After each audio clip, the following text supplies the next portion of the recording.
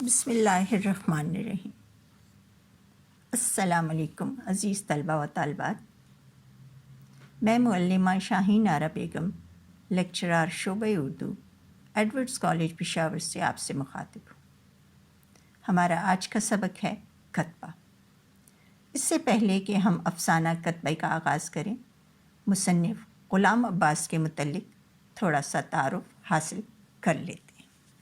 غلام عباس 1909 کو امرتسر کے ایک غریب گھرانے میں پیدا ہوئے۔ ابتدائی تعلیم دیال سنگھ ہائی اسکول لاہور سے حاصل کی اور لاہور ہی سے اپنی عملی زندگی کا آغاز کیا۔ بعد ازاں وہ مختلف رسائل کے مدیر رہے، پھر محکمہ تعلقات عامہ سے منسلک ہو گئے۔ کچھ عرصے بعد BBC لندن سے وابستہ ہو کر لندن چلے گئے۔ غلام عباس ترکی ادب سے بھی بے حد متاثر تھے۔ ادبی خدمات کے صلے میں انہیں حکومت پاکستان کی طرف سے ستارہ امتیاز عطا کیا گیا۔ غلام عباس کا شمار جدید افسانہ نگاروں میں ہوتا ہے۔ انہوں نے اس وقت افسانہ نگاری شروع کی جب انگریزی تعلیم و معاشرت کے سبب معاشرے میں نئی اقدار نشو و نما پا رہی تھی، جبکہ ایک روایت پسند معاشرہ ان اقدار کو برداشت نہیں کر سکتا تھا۔ لہٰذا غلام عباس نے بڑی خوبصورتی اور غیر جذباتی انداز میں ایسے ہی معاشرے کی عکاسی کی۔ نہ صرف غیر جذباتی انداز بلکہ غیر جانبداری سے بھی کام لیا۔ جہاں تک ان کی تصانیف کا تعلق ہے، انہوں نے آنندی، جاڑے کی چاندنی، کنرس، دھنک، گوندنی والا اور تکیہ وغیرہ شامل۔ سبق کتبہ سے پہلے یہ دیکھا جانا چاہیے کہ سبق کتبہ کس صنف میں تحریر کیا گیا ہے، یعنی اس کی حیت کیا ہے۔ یہ ایک نثری سبق ہے اور اسے افسانے کی حیت میں لکھا گیا ہے، یعنی اس کی صنف افسانہ ہے۔ افسانہ کیا ہے؟ افسانہ ایک ایسی مختصر کہانی کو کہا جاتا ہے جسے ایک ہی نشست میں پڑھا جا سکے، یعنی یہ اتنی مختصر ہونی چاہیے کہ اسے آدھے گھنٹے سے لے کر 1 گھنٹے کی بیٹھک میں، یعنی ایک ہی دفعہ کی بیٹھنے میں پڑھا جا سکے۔ بار بار اٹھنا جو ہے وہ اس میں اس کی ضرورت نہ پڑے۔ دوسری بات، افسانہ عام زندگی کی کہانی ہوتا ہے اور حقیقت کے بہت قریب ہوتا ہے، یعنی حقیقی زندگی کو اس میں پیش کیا جاتا ہے۔ تیسری جو کہ سب سے اہم بات ہے کہ اس میں وحدت تاثر ہونا چاہیے، یعنی واحد پن، ایک ہونا۔ افسانے میں کسی ایک کردار کی زندگی کے کسی ایک ہی پہلو پر روشنی ڈالی جاتی ہے، ہاں، لیکن حل پیش نہیں کیا جاتا۔ وہ قاری پر چھوڑ دیا جاتا ہے کہ وہ اپنی صوابدید کے مطابق جو بھی اس کا نتیجہ ہے وہ اخذ کر سکتا ہے۔ افسانے کے کچھ اجزاء ہیں جنہیں فنی لحاظ سے مصنف جو ہے وہ اپنے افسانے میں ضرور اپناتا ہے، جن میں سب سے پہلے کہانی، یعنی افسانے کی ایک کہانی ہوتی ہے، اس کا ایک پلاٹ ہوتا ہے یعنی فریم، اس میں کردار ہوتے ہیں، کردار ظاہر ہے مکالمے بولتے ہیں، اس میں منظر کشی بھی ہوتی ہے، اور یہ اپنے افسانہ جو ہے اپنے عروج پر پہنچ کر، اپنی انتہا کو پہنچ کر، جسے منتہا کہا جاتا ہے یعنی کلائمیکس، وہاں پر پہنچ کر ختم ہو جاتا ہے۔ تو یہ تھی افسانے کی تعریف۔ سبق کتبہ کا مرکزی خیال، اب ہمارے معاشرے میں ایسے بہت سارے لوگ رہتے ہیں کہ جو خواہشات، ہر انسان نفسیات ہے اس کی کہ وہ خواہشات سے بھرپور ہوتا ہے، اور وہ اپنی خواہشات کو پورا کرنے کے لیے ہی تگ و دو کرتا ہے۔ یہ بھی ایک کلرک ہی کی کہانی ہے جو کہ ترقی حاصل کرنے کا خواہش مند ہے، لیکن اس کی ترقی کی خواہش جو ہے وہ ایک کتبہ ہے، اس کے گرد گھومتی ہے۔ لہٰذا وہ ترقی حاصل کرنے کی خواہش رکھتا ہے، وہ چاہتا ہے کہ اس کا اپنا گھر ہو، اس گھر کے باہر ایک کتبہ لگے، لیکن اس کی یہ خواہش عمر بھر پوری نہیں ہوتی، اور جب پوری ہوتی ہے تو موت تک جاتی ہے، یعنی موت تک پوری نہیں ہوتی اور پھر قبر پر جا کر اس کا کتبہ لگ جاتا ہے۔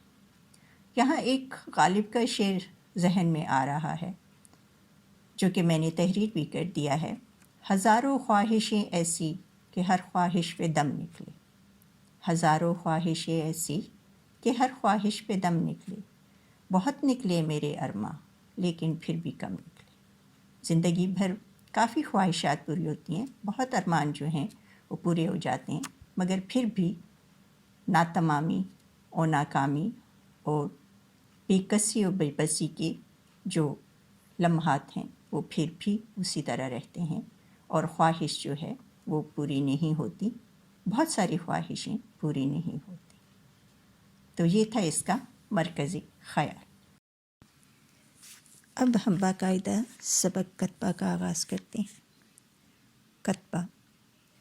کتبہ دراصل لکڑی یا پتھر کا وہ ٹکڑا ہوتا ہے جو کہ قبر پر لگایا جاتا ہے اور اس پر مرحوم کا نام کندہ کیا جاتا ہے، اور اکثر یہ گھروں کے باہر گیٹ پر یعنی صدر دروازے پر بھی لگایا جاتا ہے، جسے ہم نیم پلیٹ کہتے ہیں، لہٰذا اس سبق کا نام کتبہ رکھا گیا۔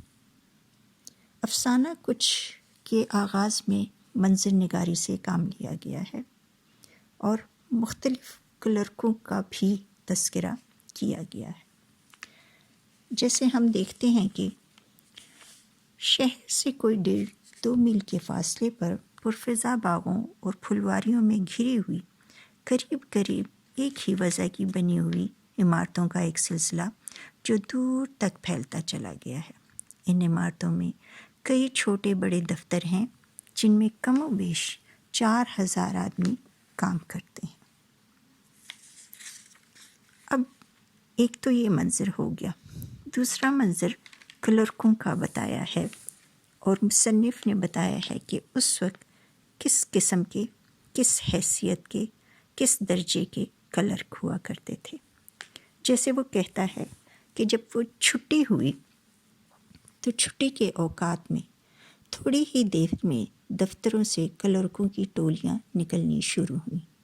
ان میں typist, record keeper, dispatcher, accountant, head clerk, superintendent, غرض ادنیٰ و اعلیٰ ہر درجے اور حیثیت کے کلرک تھے، مگر بعض ٹائپ تو بہت نمایاں تھے، جن میں نئے نوجوان جو تھے، نئے رنگ روٹ، سستے سلے سلائے ڈھیلے ڈھالے بدقطع سوٹ پہنے، اس گرمی کے عالم میں بھی واسکٹ، نیک ٹائی کالر تک سے لیس، کوٹ کی بالائی جیب میں 2-2 3-3 فاؤنٹین پین اور پنسلیں لگائے خرامہ چل رہے تھے، جبکہ ایسے عمر رسیدہ جہاں دیدہ گھاگ کلرک بھی تھے جن کی ناک پر سال ہا سال اینک کے استعمال کے باعث گہرا نشان پڑ گیا تھا، اور جنہیں اس سڑک کے اتار چڑھاؤ دیکھتے دیکھتے 25-25 30-30 برس ہو چکے تھے۔ لہٰذا یہ انہوں نے مختلف قسم کے کلرکوں کی حیثیت بتائی ہے۔ اب شریف حسین کا قصہ شروع ہوتا ہے۔ شریف حسین کلرک درجہ دوم معمول سے کچھ سویرے دفتر سے نکلا اور اس بڑے پھاٹک کے باہر آ کر کھڑا ہو گیا جہاں سے تانگے والے شہر کی سواریاں لے جایا کرتے تھے۔ گھر کو لوٹتے ہوئے آدھے راستے تک تانگے میں سوار ہو کر جانا ایک ایسا لطف تھا جو اسے مہینے کے شروع کے صرف 4-5 روز ہی ملا کرتا تھا، اور آج کا دن بھی انہی مبارک دنوں میں سے ایک تھا۔ آج خلاف معمول تنخواہ کے 8 روز بعد بھی اس کی جیب میں 5 روپے کا نوٹ اور کچھ آنے پیسے پڑے ہوئے تھے۔ وجہ یہ تھی کہ اس کی بیوی مہینے کے شروع میں بچوں کو لے کر میکے چلی گئی تھی اور گھر میں وہ اکیلا رہ گیا تھا، بس بے فکری ہی بے فکری تھی۔ لہٰذا گھر کے بجائے شریف حسین نے شہر کی جامع مسجد کی طرف جانا پسند کیا۔ شریف حسین جامع مسجد کی سیڑھیوں کی گرتا گرد اس بازار میں گھومنے لگا جو کہ ہر روز شام کو لگا کرتا تھا، اور اس میں کہنہ فروش یعنی کباڑیے، پرانی چیزیں بیچنے والے اور سستا مال بیچنے والوں کی دکانیں سجا کرتی تھیں، اور ایک میلہ سا لگا کرتا تھا۔ اتنے میں ایک دکان میں شریف حسین کی نظر ایک سنگ مرمر کے ٹکڑے پر پڑی۔ یہ ٹکڑا ایسی نفاست سے تراشا گیا تھا کہ اس نے محض یہ دیکھنے کے لیے کہ بھلا کباڑی اس کے کیا دام بتائے گا، قیمت دریافت کر لی۔ کباڑی نے کہا 3 روپے۔ کباڑی نے اس کے دام کچھ زیادہ نہیں بتائے تھے، مگر آخر شریف حسین کو اس کی ضرورت ہی کیا تھی۔ اس نے ٹکڑا رکھ دیا اور چلنے لگا۔ کیوں حضرت، چل دیے؟ آپ بتائیے کیا دیجیے گا؟ اچھا سنیے، 1.25 روپیہ بھی نہیں دیں گے؟ چلو لے جائیے۔ شریف حسین رک گیا۔ اسے یہ ظاہر کرتے ہوئے شرم آ رہی تھی کہ اسے اس چیز کی ضرورت نہ تھی، اور اس نے محض اپنے شوق تحقیق کو پورا کرنے کے لیے قیمت پوچھی تھی۔ لہٰذا اس نے وہ ٹکڑا خرید لیا۔ رات کو جب وہ کھلے آسمان کے نیچے اپنے گھر کی چھت پر اکیلا بستر پر کروٹیں بدل رہا تھا تو اس سنگ مرمر کے ٹکڑے کا ایک مصرف اس کے ذہن میں آیا۔ اس نے سوچا، خدا کے کارخانے عجیب ہیں، وہ بڑا غفور الرحیم ہے۔ کیا عجب اس کے دن پھر جائیں، وہ کلرک درجہ دوم سے ترقی کر کے سپریڈنڈنٹ بن جائے، اور اس کی تنخواہ 40 سے بڑھ کر 400 ہو جائے، اور پھر وہ اپنا چھوٹا سا مکان لے لے اور اس مرمری ٹکڑے پر اپنا نام کندہ کروا کے دروازے کے باہر نصب کر کے۔ مستقبل کی یہ خیالی تصویریں اس کے ذہن پر کچھ اس طرح چھا گئیں کہ یا تو وہ مرمری ٹکڑے کو بالکل بے مصرف سمجھتا تھا، اور یا اب اسے محسوس ہونے لگا گویا وہ ایک عرصے سے اس قسم کے ٹکڑے کی تلاش میں تھا، اور اگر اسے نہ خریدتا تو بڑی بھول ہو جاتی۔ اگلی صبح سب سے پہلا کام اس نے یہ کیا کہ وہ اس سنگ مرمر کے ٹکڑے کو شہر کے ایک مشہور سنگ تراش کے پاس لے گیا، جس نے بہت چابک دستی سے اس پر اس کا نام کندہ کر کے اطراف میں چھوٹی چھوٹی خوشنما بیلیں بنا دی تھی۔ اس سنگ مرمر کے ٹکڑے پر اپنا نام کھدا ہوا دیکھ کر اسے ایک عجیب سی خوشی ہو رہی تھی۔ شاید زندگی میں یہ ایک پہلا موقع تھا کہ اس نے اپنا نام اتنے بڑے حروف میں لکھا ہوا دیکھا تھا، لہٰذا وہ اس کو دیکھ دیکھ کر خوش ہو رہا تھا۔ وہ جلدی جلدی قدم اٹھاتا ہوا اپنے گھر کے طرف چل پڑا۔ جب وہ گھر میں داخل ہوا، اس کے حصے کا جو گھر تھا اس کے مکان میں 2 کوٹھریاں تھیں، ایک غسل خانہ اور ایک باورچی خانہ۔ الماری صرف ایک ہی کوٹھری یعنی ایک ہی کمرے میں تھی، مگر اس میں کواڑ نہیں تھے یعنی دروازے نہیں تھے۔ بالآخر اس نے کتبے کو اسی بے کواڑ کی الماری میں رکھ دیا۔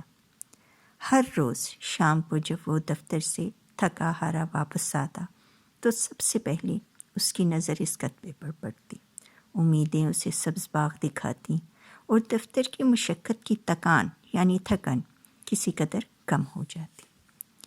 جب تک اس کے بیوی بچے نہیں آئے تھے وہ اپنے ہی خیالوں میں مگن رہا، نہ دوستوں سے ملتا، نہ کھیل تماشوں میں حصہ لیتا۔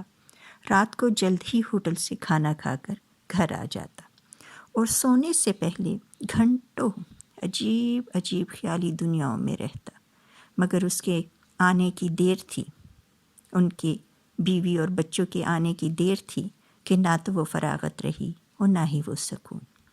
ایک بار پھر گھرستی کی فکروں نے اسے ایسا گھیر لیا کہ مستقبل کی یہ سہانی تصویریں رفتہ رفتہ دھندلی پڑ گئیں۔ وقت گزرتا گیا۔ اب اس کی بڑی بیٹی کی عمر 4 برس کی ہو گئی تھی۔ اس کا ہاتھ اس بے کواڑ کی الماری تک بخوبی پہنچ جاتا تھا۔ شریف حسین نے اس خیال سے کہ کہیں اس کا بیٹا کتبے کو گرا نہ دے، اسے وہاں سے اٹھا لیا اور اپنے صندوق میں کپڑوں کے نیچے رکھ دیا۔ اس تمام عرصے میں اس نے نہایت محنت سے کام کیا، مگر اپنے افسروں کو خوش رکھنے کی انتہائی کوشش کی، لیکن پھر بھی اس کی حالت میں کوئی تبدیلی نہ ہوئی۔ پے در پے مایوسیوں کے بعد جب اس کی ملازمت کرتے کرتے 12 برس ہو گئے تو اس کے دل سے رفتہ رفتہ ترقی کے تمام ولولے نکل گئے۔ اب وہ اپنے مستقبل کے متعلق زیادہ نہیں سوچتا تھا۔ دفتروں کے رنگ ڈھنگ اور افسروں کو دیکھ کر وہ اس نتیجے پر پہنچ گیا کہ ترقی لطیفہ غیبی سے حاصل ہوتی ہے۔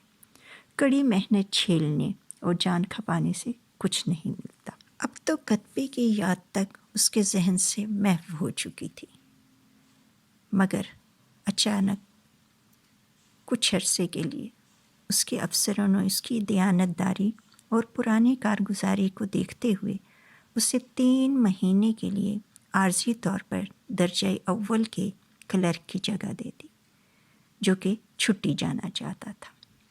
جس روز شریف حسین کو یہ عہدہ ملا اس کی خوشی کی انتہا نہ رہی۔ اس نے تانگے کا بھی انتظار نہ کیا، بلکہ تیز تیز قدم اٹھاتا پیدل ہی اپنی بیوی کو یہ مشتہ سنانے چل دیا۔ شاید تانگا اسے کچھ جلدی گھر نہ پہنچا سکتا تھا۔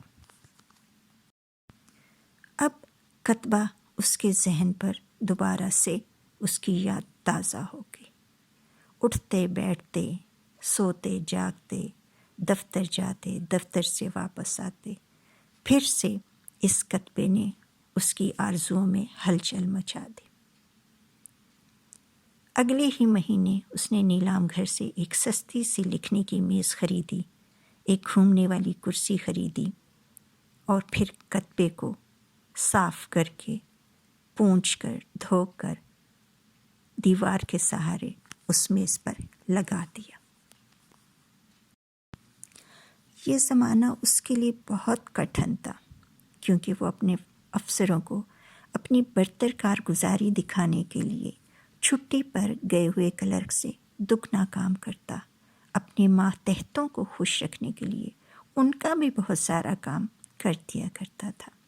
آدھی آدھی رات تک گھر میں فائلوں میں غرق رہتا، مگر پھر بھی خوش تھا۔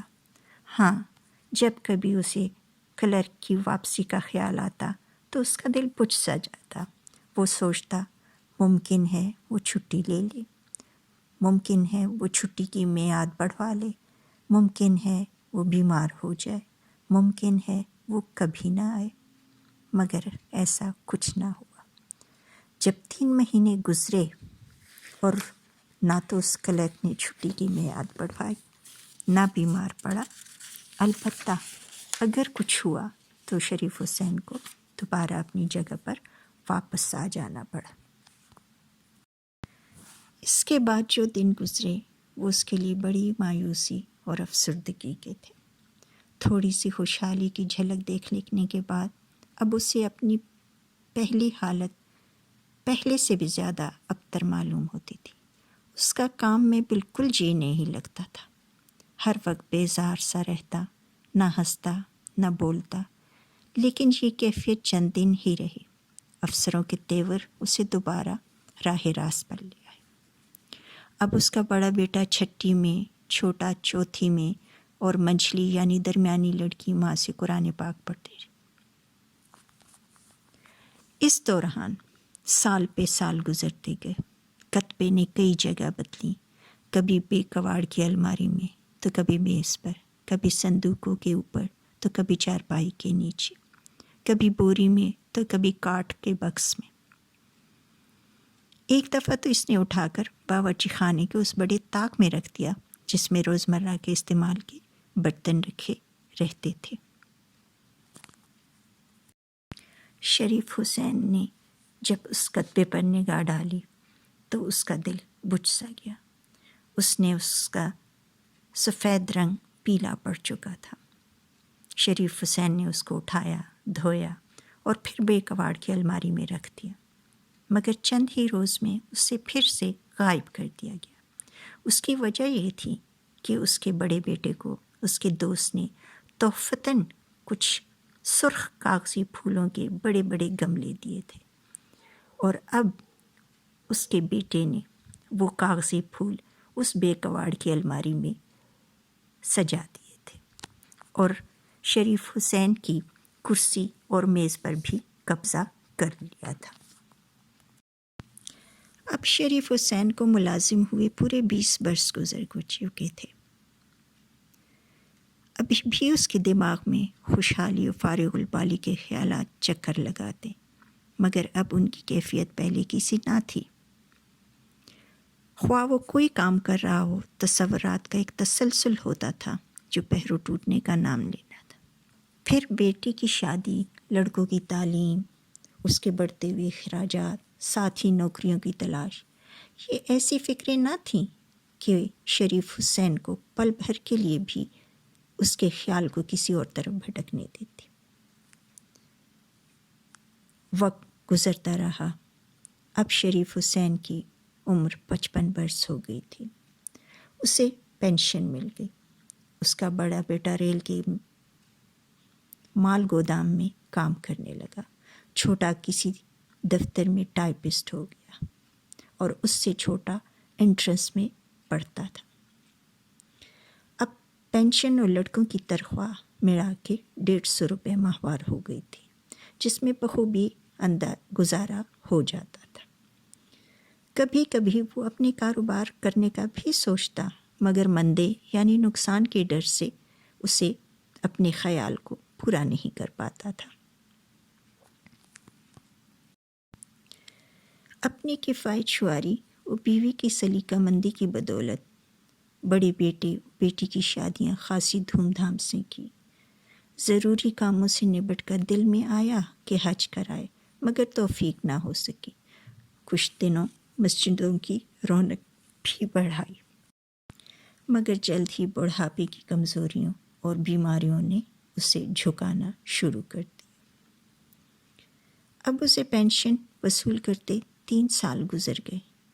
جاڑے کی ایک رات کو جب وہ کسی کام سے بستر سے اٹھا، گرم گرم رہاب سے نکلا پچھلے پہر کی سرد اور تند ہوا تیر کی طرح اس کے سینے میں لگی اور اس سے نمونیا ہو گیا۔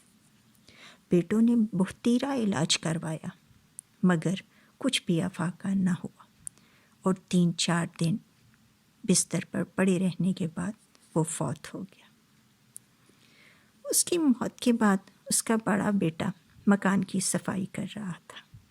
اچانک اسباب میں سے اسے وہ کتبہ مل گیا۔ بیٹے کو باپ سے بہت محبت تھی۔ کتبے پر باپ کا نام دیکھ کر اس کی آنکھوں میں بے اختیار آنسو آ گئے۔ وہ دیر تک محویت کے عالم میں اس کی خطاطی اور نقش و نگار کو دیکھتا رہا۔ اچانک ایک بات اس کے ذہن میں آئی جس کی وجہ سے اس کی آنکھوں میں چمک پیدا ہو گئی۔ اگلے روز وہ کتبے کو ایک سنگ تراش کے پاس لے گیا، جس نے کتبے کی عبارت میں تھوڑی سی ترمیم یعنی کمی بیشی کر کے اسے شام اپنے باپ کی قبر پر نصب کر دیا۔ یعنی یہاں پر یہ سبق اختتام کو پہنچا۔ یہ تھا آج کا لیکچر۔ دعاؤں کے ساتھ اپنا خیال رکھیے گا۔ شکریہ۔